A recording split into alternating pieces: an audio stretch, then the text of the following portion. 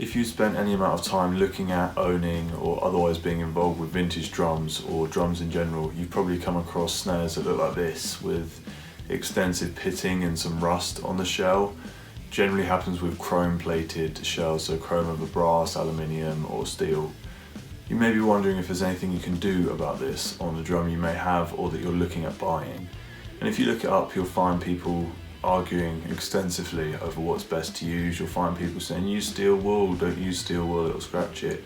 Use brasso, don't use brasso, it'll scratch it. Use, like I've seen Coca-Cola suggested. All different kinds of solutions, chemical and abrasive, have been suggested, and so I finally decided I would test them out on a Premier snare that I bought. I didn't intend to actually do this when I bought it. I just bought it as a cheap snare that I can take about with me without having to worry about it getting scratched up, because it already was incredibly rusty. So my chosen approach was to use tin foil. Just while I'm editing this, it's important to note it's actually aluminium foil. Tin foil is just it's just what I call it. It might be a British thing, but it's specifically aluminium foil. I used literally just balls of tinfoil that I sort of scrunched up, dipped in water and then rubbed at the shell.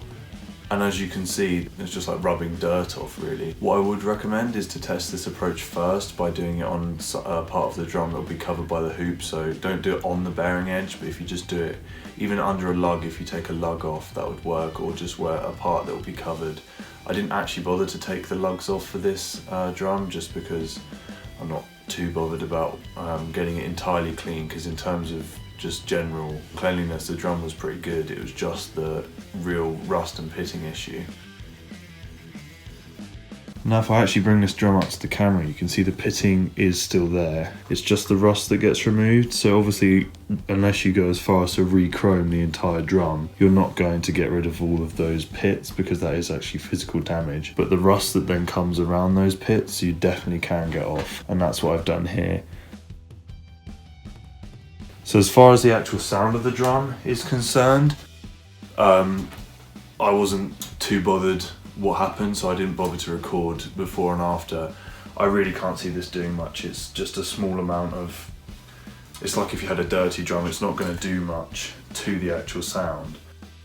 But in terms of how it looks, I mean, that's gone from, I paid £30 for this drum, and I've seen ones that look as good as this go for 2-3 times as much. So in terms of what you can do to the value, that's really what you're doing here. I thought that would be a good video to make, just since there's so much conflicting information online about what is good, what isn't good, what you should do, shouldn't do in terms of drum shells. So in this particular case it worked for me. Like I said, check on a part of the drum that you can test first to make sure it's not going to scratch it. But the reason this does work is that the aluminium in the aluminium foil is softer than the chrome plating, so it won't actually scratch. But the rust, which is a raised surface, so this was really bumpy, will get taken off by the abrasive nature of the sort of scrunched up tinfoil. So that's all as far as removing rust and pitting from a drum is concerned. I would recommend then going and putting some polish or just something to seal it to stop it rusting again. But yeah, that's all you need to do. It took me an hour, hour and a half at most, and it's completely transformed the look of the drum. So if you did enjoy this, check out my other videos, subscribe for more videos in future, and thank you very much for watching.